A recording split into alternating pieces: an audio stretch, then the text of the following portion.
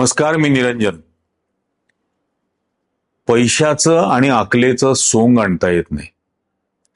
ते पैसे किंवा अक्कल ही असावीच लागते. आणि अक्कल नाहीये हे तर नरेंद्र मोदी जगभर लोकांना दाखवत आहेत, सिद्ध करून देत आहेत वारंवार. आणि पैशाचं सोंग देशाला आणता येत नाही. म्हणजे आपल्याला, तुम्हाला, मला, नागरिकांना पैसे आहेत असं सोंग ढोंग नाही करता येऊ शकत. ते असावेच लागतात. आणि आता ते उघड उघड देशभर दिसायला लागलेलं आहे. नरेंद्र मोदीचं काय आहे, तो कितीही कर्ज काढू शकतो, किती लाख कोटीचं कर्ज काढू शकतो, कारण की ते फेडायचं आपण आहे ना, त्यांनी काय फेडायचं नाहीये. नागरिकांनी त्यांच्या टॅक्समधून ते देशावरचं कर्ज फेडायचंय. त्यामुळे त्याला कशाची पर्वा नाहीये, अतिशय बेछूट. आता बघा तुम्ही, महाराष्ट्रामध्ये या सगळ्या आर्थिक परिस्थितीचं काय व्हायला लागलंय. म्हणजे नरेंद्र मोदींनी 28 फेब्रुवारीला युद्ध सुरू झालं, त्याच्या 2 महिने आधीपासून गल्फ ऑफ ओमानमध्ये हे सगळी अमेरिकेची आणि इस्रायलची लष्करी तयारी सुरू होती. 5 महिन्यापूर्वी जी पावलं उचलायला पाहिजे होती ती आजही उचलली जात नाहीयेत. आजही नाही. हे संपूर्ण कालावधी नरेंद्र मोदी आणि भारतीय जनता पक्ष आणि अमित शहा हे सगळे बेछूटपणे 5 राज्यांच्या निवडणुकांच्या प्रचारामध्ये गुरफटून राहिले. बेछूटपणे सर्व संकटांना नकार देत, असं होणारच नाहीये, असं होतच नाहीये, तुटवडाच नाहीये, मंदी येणार नाही, काही नाहीये, रोबोस्टे वगैरे वगैरे बडबड करत राहिले. आता काय झालंय बघा. ही 2 दिवसापूर्वीची महाराष्ट्रातली बातमी आहे. महाराष्ट्रातल्या 7,500 पेट्रोल पंप पैकी 2,000 पेट्रोल पंप पूर्ण बंद झालेत. 7,500 मधले 2,000 पेट्रोल पंप पूर्णपणे बंद झालेले आहेत. हे 2 दिवसापूर्वी. या 2 दिवसांमध्ये त्याच्यामध्ये किती वाढ झाली हे माहित नाही. पेट्रोल पंपांवरती सगळीकडे लाईन लागल्या आहेत. देशभर लाईन लागल्या आहेत. लोक हवालदिल झाले आहेत. काही ठिकाणी तर रात्रभर मुक्काम, जेवण पेट्रोल पंपावरती बसून, पंगत बसून लोकांनी केलं. ही कालची दृश्य होती. आणखीन काही दृश्य आहेत. आता त्या पंपांवरती लोक म्हणजे गाड्या घेऊन फिरतायत, गाणी वाजवत, स्पीकर घेऊन, मोदी है तो मुमकिन है, हे त्या ठिकाणी फिरतायत. ही अवस्था देशात झालेली आहे. अजित नवले हे जे किसान सभेचे पदाधिकारी आहेत, ज्यांनी आतापर्यंत लॉंग मार्च काढले मुंबईला, शेतकऱ्यांना 25-25 हजार शेतकऱ्यांना सोबत घेऊन त्यांच्या मागणीसाठी लॉंग मार्च काढले, त्यांचं आत्ताचं लेटेस्ट म्हणणं काय बघा. डिझेलसाठी शेतकऱ्यांना सातबारा दाखवण्याची अट पेट्रोल पंप चालक सांगतायत. ही अत्यंत वाईट घटना आहे. सातत्याने या प्रकारची प्रतारणा ही शेतकऱ्यांची होते आहे. नजीकच्या काळामध्ये हंगाम तोंडावर आहे. पेरणी पाभरणीची कामं करण्याची आवश्यकता आहे. अशा परिस्थितीमध्ये ट्रॅक्टरसाठी डिझेल जर मिळणार नसेल, खतं मिळणार नसतील, बियाणं मिळणार नसतील, तर सबंधपणाने येता हंगाम हा धोक्यात येणार आहे.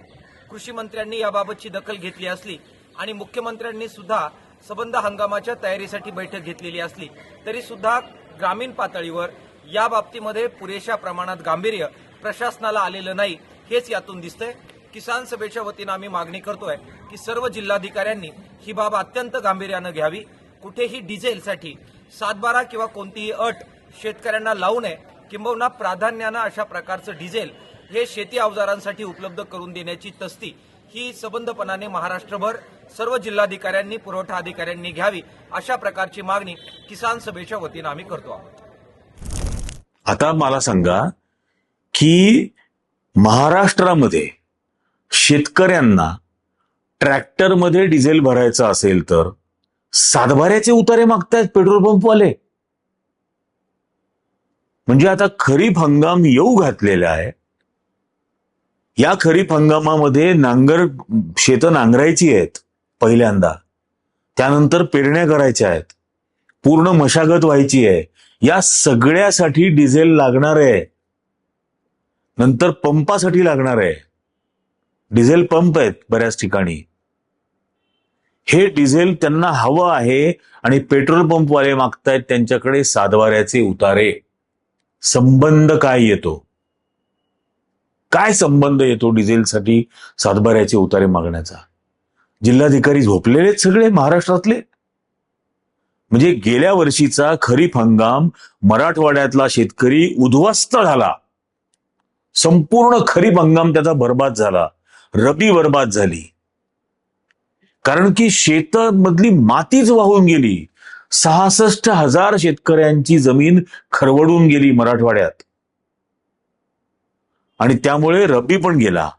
आता हा नवीन खरीप येतोय, याच्यामध्ये तुम्ही डिझेलच्या अडचणी सांगताय, त्याच्यासाठी त्याच्याकडे सातबाऱ्याचे उतारे मागताय. खतं मिळत नाहीयेत. खतं मिळत नाहीयेत कारण की पेट्रोकेमिकल्स आयातच करता आलेले नाहीत. ही परिस्थिती होणार, ही अक्कल नव्हती का? पण अक्कल नाहीये याचंच प्रदर्शन मोदीला जगभर करायचंय ना. त्यामुळे काहीही केलं नाही. मी स्वतः कमीत कमी 4-5 व्हिडिओ या युद्धाच्या काळामध्ये असे केलेत की भारताला कशावरती प्रायोरिटी देणं गरजेचं आहे. मी हे बोललेलो आहे की या युद्धजन्य परिस्थितीमध्ये या सगळ्या 150 कोटी देशामध्ये जर पहिले कोणाला वाचवायचं असेल तर ते शेतकऱ्याला वाचवा, या शब्दात मी बोललेलो आहे. कारण कोविडच्या काळामध्ये सगळे उद्योगधंदे, सगळी दुकानं, सगळा व्यापार, सगळी मंदिरं, सगळं बंद असताना या देशाच्या अर्थव्यवस्थेला फक्त शेतकऱ्यांनी सावरलं. आणि आज ही आपत्ती येत असताना कोणाला सावरायचं असेल, वाचवायचं असेल तर या मायबाप शेतकऱ्याला वाचवा, हे अगदी पोटतिडकीने म्हटलं होतं. पण सरकारने काही नाही केलं. आणि आता त्याच्याकडे खतं नाहीत, त्याच्याकडे औषधं नाहीत, सगळं महाग झालं, बियाणं महाग झाली. त्याला तुम्ही आता डिझेल सुद्धा मिळू देत नाही आहात. काय अवस्था ओढवेल याची कल्पना करा. डॉलरचा रेट हा 96 रुपये क्रॉस करून गेला होता. आज तो 95 रुपये 92 पैसे वगैरे असा आलाय. तो 96-60 पर्यंत गेला होता. आज तो 95 वरती आला. आणि हे लक्षात ठेवणं का महत्वाचं आहे, याच्या बाजूला, कारण आपण क्रूड ऑइल, पेट्रोकेमिकल्स, फर्टिलायझर्स हे डॉलरमध्ये आयात करतो आणि तो महागच होत चाललाय. भारताला रोज 55 लाख बॅरल क्रूड ऑइल लागतं. रोज 55 लाख बॅरल क्रूड ऑइल. आता या क्रूड ऑइलची किंमत साधारण $70 आसपास होती 27 फेब्रुवारीला. ती आज $100 क्रॉस करून गेली. म्हणजे $30 प्रति बॅरल हे जास्त खर्च करावे लागत आहेत. म्हणजे 165 दशलक्ष डॉलर भारताला रोज जास्त खर्च करावे लागत आहेत. म्हणजे एरवी जे खर्च करायला लागत होते त्यापेक्षा रोज $165 मिलियन हे जास्त खर्च करावे लागणार आहेत, हे क्रूड ऑइल इम्पोर्ट करण्यासाठी. आणि ते आता स्ट्रेट ऑफ होर्मुझ बंद आहे, त्यामुळे ते तर अतिशय कमी येत आहे. भारताची एक बोट पण आत्ता बुडवली परवा. या सगळ्या परिस्थितीत इराण म्हणतंय की आम्ही भारताला तेल द्यायला तयार आहोत. भारताची हिंमत नाही घेण्याची, कारण अमेरिकेने काय बुचलं मारून ठेवलेलं आहे माहित नाही डोनाल्ड ट्रम्पने, की मोदीची हिंमतच नाही इराणकडून ऑइल घेण्याची किंवा रशियाकडून ऑइल घेण्याची. तयार आहेत ते द्यायला. आता हे सगळे जास्तीचे डॉलर खर्च होत आहेत भारताकडून, नेहमीपेक्षा जास्त. रोज $165 दशलक्ष रोज जास्त खर्च होत आहेत. आणि डॉलरची किंमत तर वाढतच चाललेली आहे. त्यामुळे रुपयात एवढा जास्त खर्च होतोय, तेवढे डॉलर विकत घ्यावे लागत आहेत. आता बघा तुम्ही पुढे. आणि हे सगळं चाललेलं असताना माझा नॉन बायोलॉजिकल पंतप्रधान काय करत होता, एक लाजिरवाणं दृश्य पाहिलं. इटलीच्या पंतप्रधानांना माझ्या देशाचा पंतप्रधान चॉकलेट देत होता. चॉकलेट म्हणजे फ्लर्टिंगच्या लेवलचा तो व्हिडिओ आहे. इतका घाणेरडा हा एक राष्ट्रप्रमुख करतो भारताचा. आणि ते जे फोटो बघितले ना, एकाने खूप छान मीम त्याचं तयार केलं की मेलनी नरेंद्र मोदीला एक्सचेंज रेट दाखवते आहे की तुझ्या देशाचा फॉरेन करन्सी कुठे आहे आणि माझ्या देशाची फॉरेन करन्सी कुठे आहे. याशी लोक आता त्याच्यावरून टिंगल करायला लागले. तो जो व्हिडिओ की नरेंद्र मोदी त्या मेलनी बरोबर असं फिरतायत आणि ती त्यांना काहीतरी दाखवते आहे, हा भारत सरकारने आणि नरेंद्र मोदींनी स्वतःच्या अकाउंटवरती पोस्ट करत असताना नेहमीप्रमाणे त्याचा ऑडिओ म्यूट केला. पण इटलीच्या पंतप्रधान मेलनी यांनी तो व्हिडिओ त्यांच्या अकाउंटवरती विथ ऑडिओ टाकला. ऐका.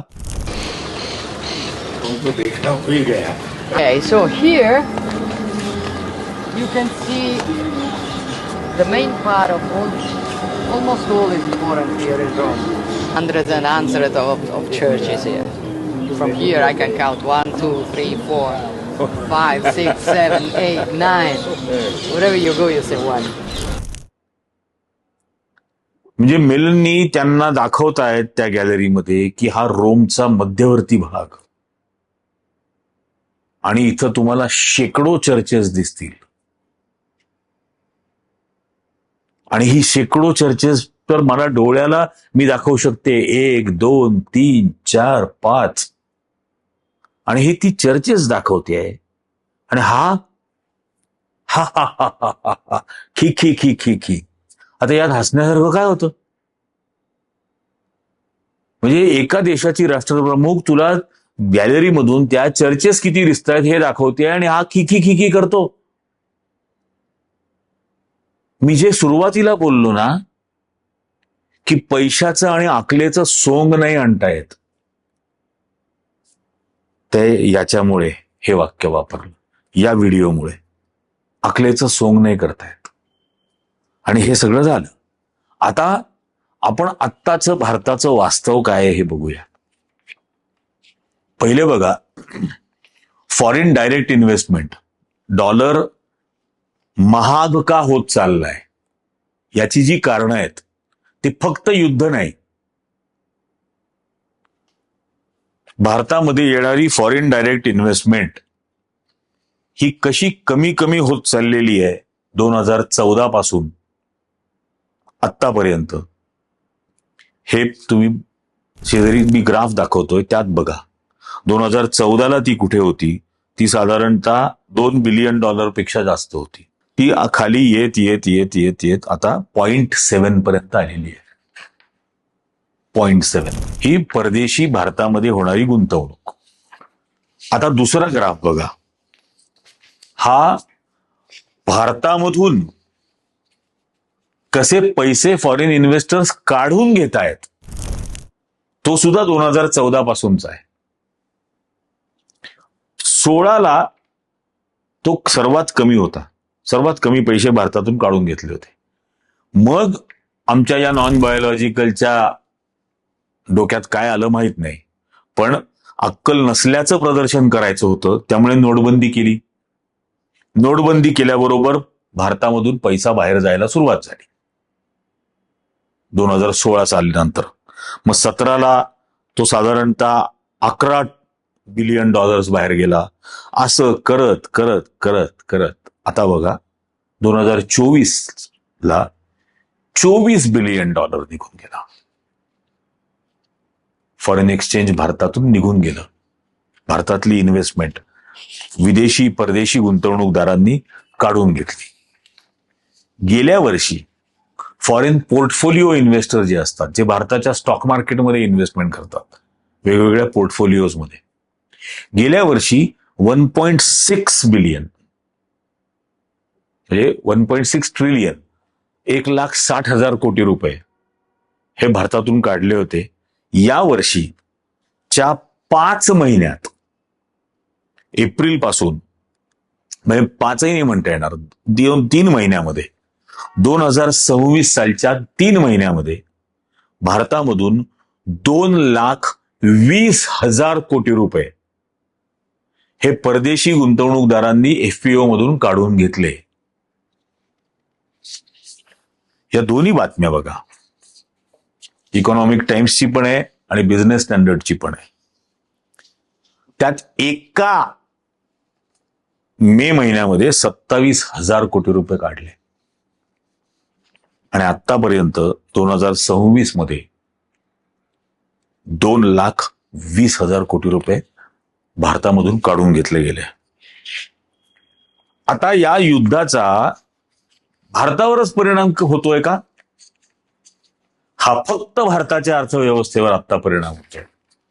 कारण हे पण एक क्लिप बघा की कराची स्टॉक मार्केट, पाकिस्तानचं कराची स्टॉक मार्केट आणि या युद्धाच्या परिस्थितीचं सर्वात जास्त आणि सर्वात पहिले आकलन कोणाला होत असेल तर ते पाकिस्तानला होत आहे. कारण पाकिस्तान अमेरिका आणि इराण या दोघांच्या मध्ये मध्यस्थी करत आहे. त्यामुळे वाटाघाटी कुठल्या अवस्थेला आहेत हे त्यांना माहिती आहे.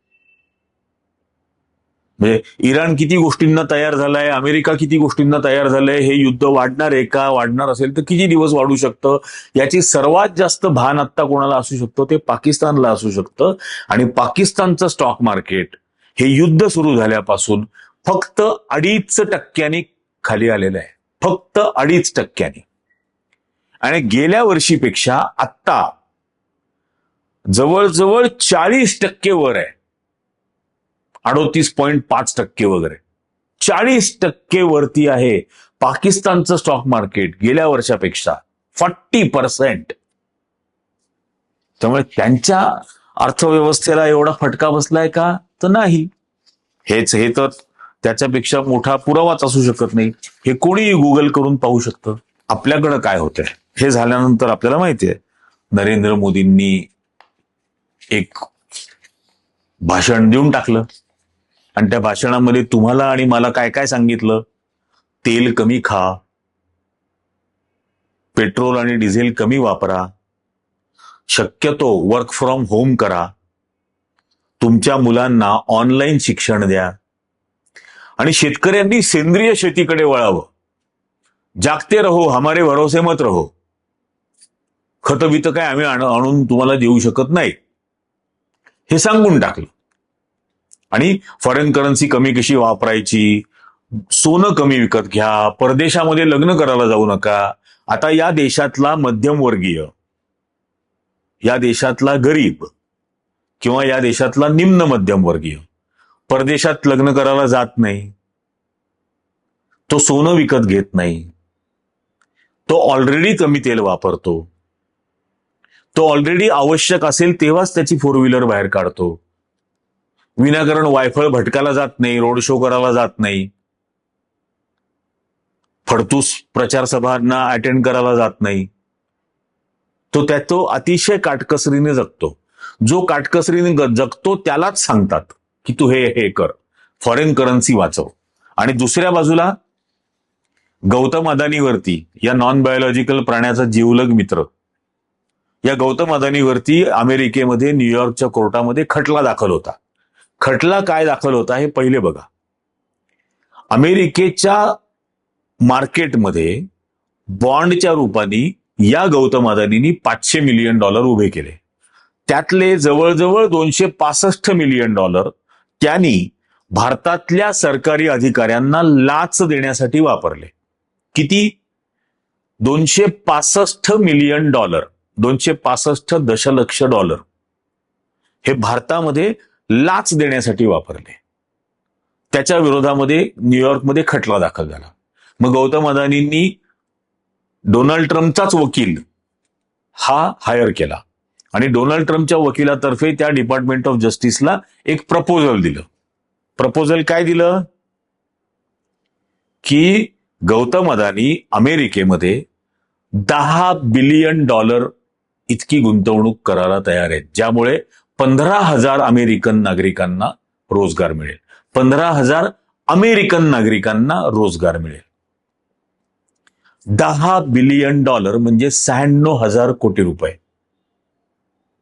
मला तुम्ही सांगा, हे इन्व्हेस्टमेंट करणार. याच्या व्यतिरिक्त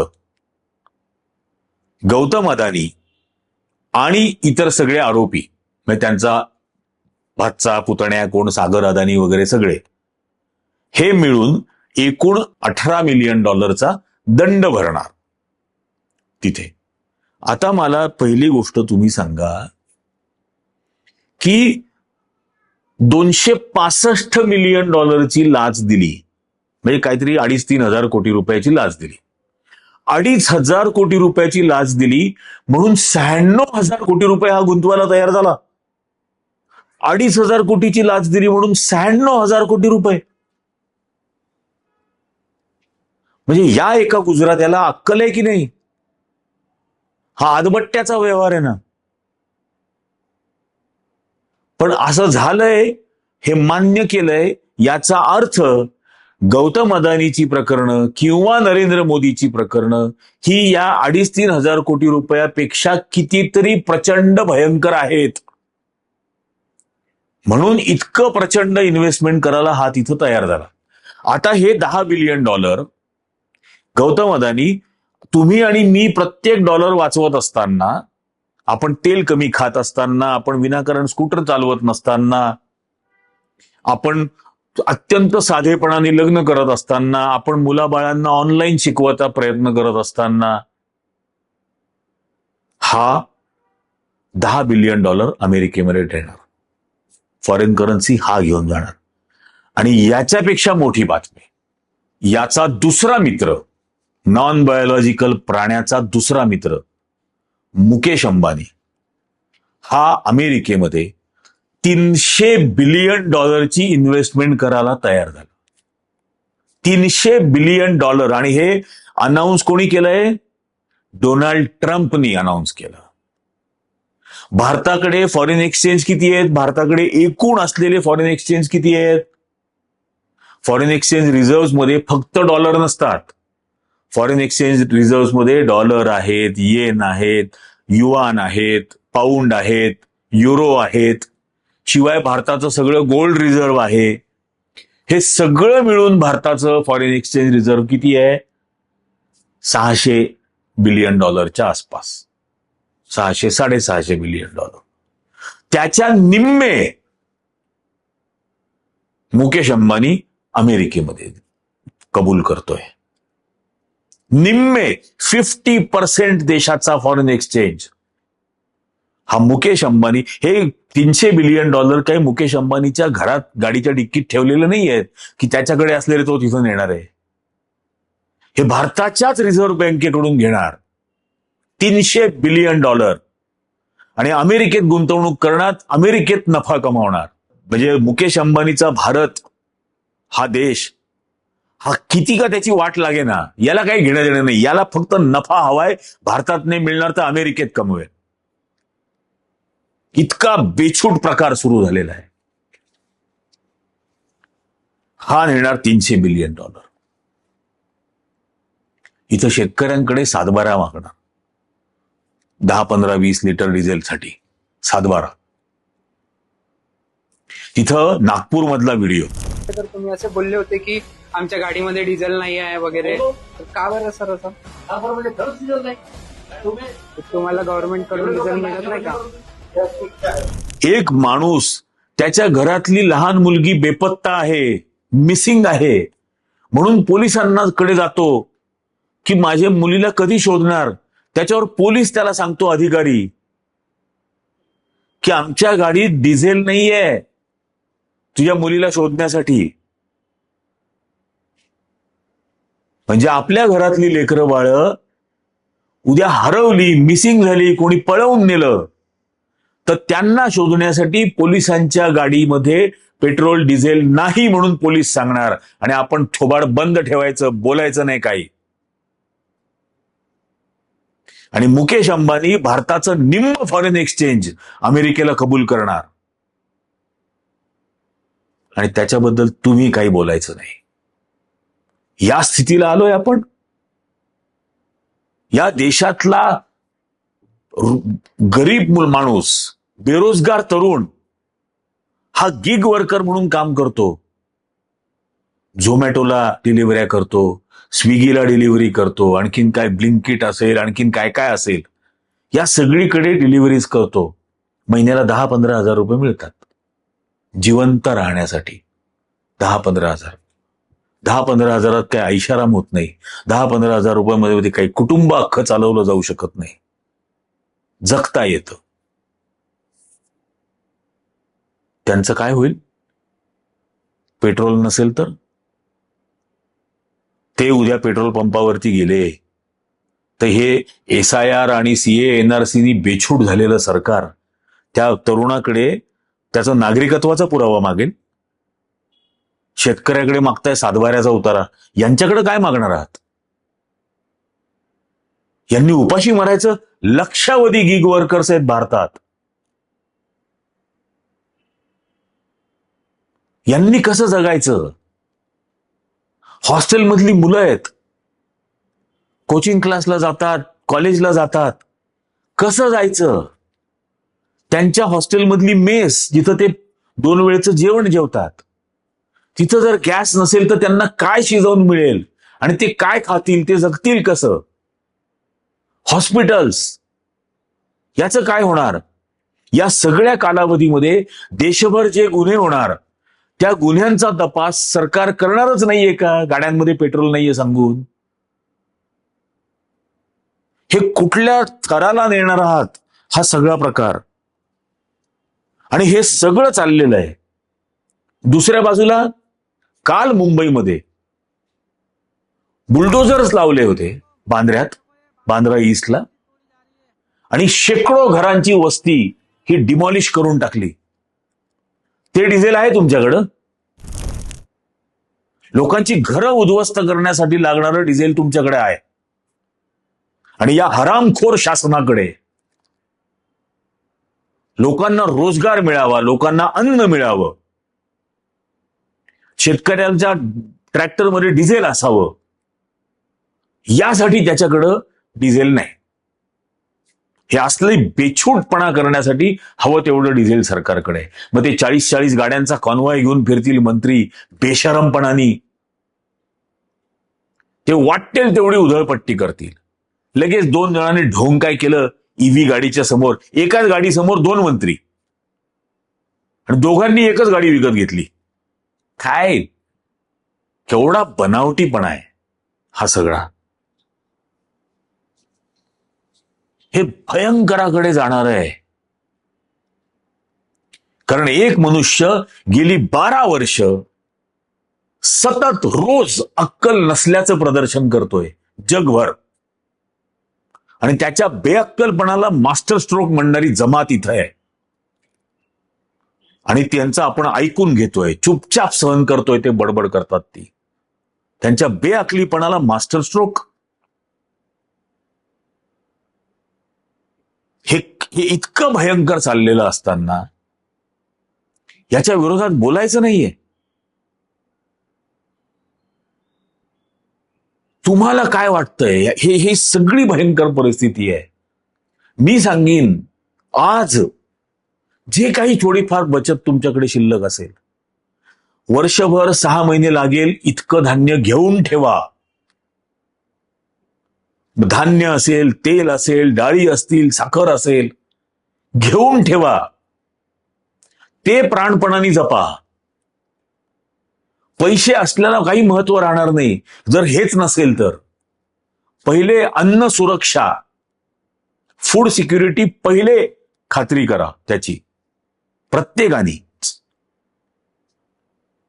या परिस्थितीचा सामना आपल्याला करायचा आहे, या परिस्थितीवर मातही करायची आहे. पण नंतर पुन्हा या बेछूट आणि बेअक्कल मास्टर स्ट्रोकच्या मागे जर धावायचं नसेल तर जागं राहणं पण गरजेचं आहे.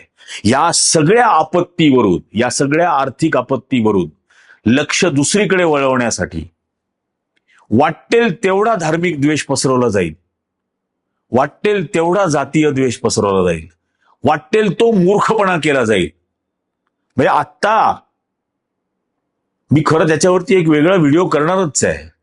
नाशिकमध्ये कुंभमेळा नियोजित आहे. नाशिकच्या नियोजित कुंभमेळ्याला खर्च करण्यासाठी याच नालायक शासनाकडे 35,000 कोटी रुपये आहेत. तुम्हाला मला बचत करा म्हणून सांगणार. आणि हे असताना, काहीही कवडीचा संबंध नसताना, गेल्या हजारो वर्षांच्या इतिहासात कधीही घडलेलं नसताना आत्ता वाईमध्ये कुंभ केला जातोय. वाईमध्ये सातारा जिल्ह्यात फलटणच्या जवळ प्रतापगडाच्या अलीकडं त्याच वाईमध्ये छत्रपती शिवाजी महाराजांवरती हल्ला करायला अफजल खान जेव्हा आला तेव्हा त्याच वाईमध्ये त्याच कृष्णाजी भास्कर कुलकर्णींनी यज्ञ घातला होता शेकडो ब्राह्मणांना बसवून शिवाजी महाराजांचा मृत्यू व्हावा म्हणून. आणि त्याच वाईमध्ये देशावरती आपत्ती आलेली असताना आता काहीही कवडीचा संबंध नसताना अमृताचा एक थेंबही तिथं पडलेला नसताना तिथं कुंभमेळा होणार. आणि त्यासाठी दुकानदारांकडून वर्गण्या देणग्या, अरे काय चाललेलं आहे. या निमित्ताने देशभर धार्मिक द्वेष पसरवायचा, जातीय द्वेष पसरवायचा, हे होऊ देऊ नका. आपले डोळे, आपले कान हे जागे ठेवा, पण सर्वात पहिले आपली बुद्धी शाबूत ठेवा. जागृत राहा. जागरूक तर राहाच, जागृत सुद्धा राहा. हे जास्त महत्वाचं आहे. आणि पुन्हा असा काळ कधीही भारतावर येऊ नये यासाठीचा प्रयत्न काय असायला हवा, हा फोकस ठेवा.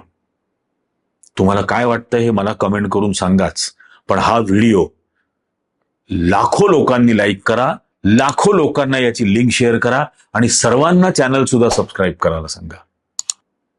कारण हे भयंकर काळ भारतावरती येणार आहे.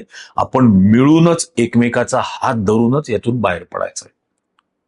आत्ताच्या भागात इतकंच. धन्यवाद.